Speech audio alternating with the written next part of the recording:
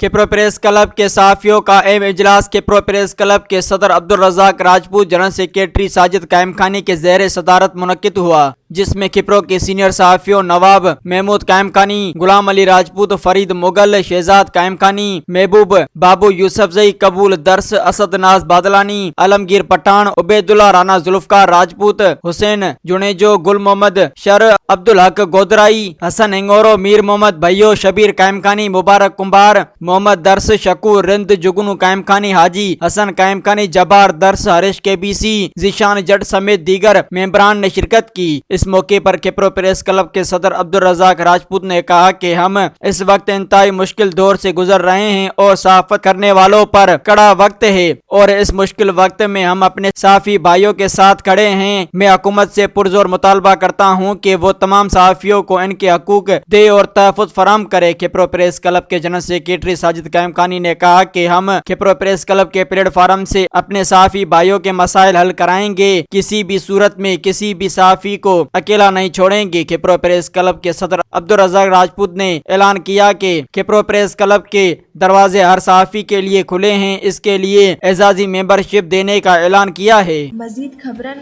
ऐं तफ़सीलात लाइ विज़िट कयो असांजी वेबसाइट www.awamiNewsHD.com ऐं ॾिसंदा रहो अवामी न्यूज़ HD।